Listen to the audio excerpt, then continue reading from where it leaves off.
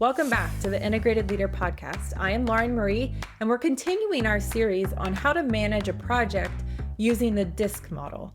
So far, we've covered high Ds who drive projects forward with speed and decisiveness, high Is who bring enthusiasm, creativity, and energy, but sometimes need help to stay on track. And today we're shifting gears to high S, the steady, reliable team players who keep everything running smoothly. If you've ever worked with someone who values stability, prefers predictable routines, and focuses on supporting others, you're likely working with a high S.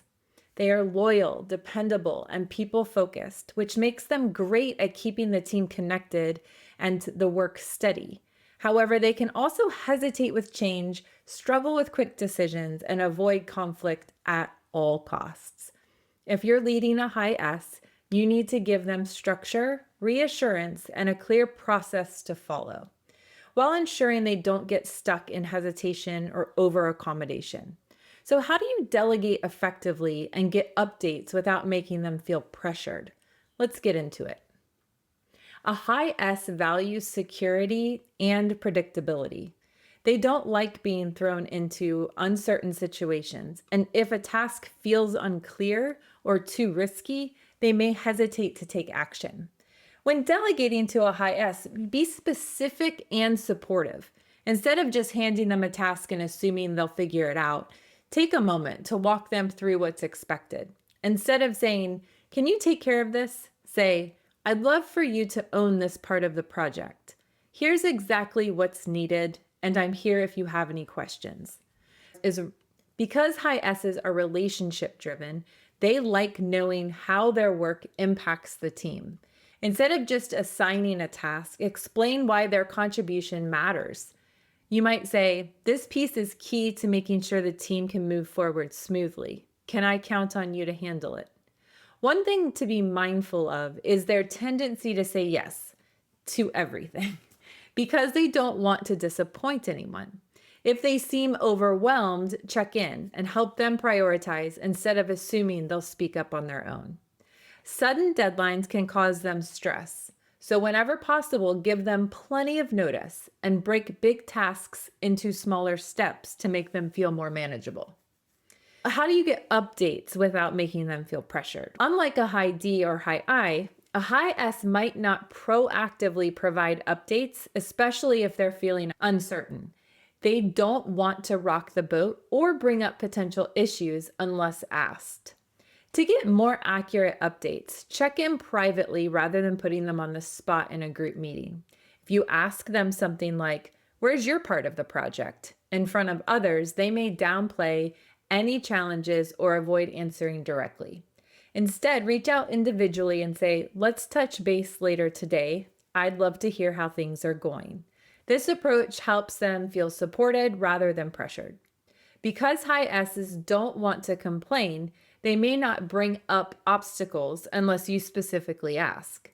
Rather than assuming no news is good news, ask open-ended questions to get real updates. Instead of just saying, "Are you on track?" try saying, "Is there anything getting in the way of finishing this on time?" This makes it easier for them to speak up without feeling like they're causing the problem. So how do you hold a high S accountable without creating anxiety? Well, it's kind of hard. Because high S's want to maintain harmony, they sometimes say yes to things they don't actually have the bandwidth to complete. If they start falling behind, it's usually because they took on too much, not because they don't care. If they miss a deadline, avoid harsh confrontation, as it will only make them more reluctant to communicate.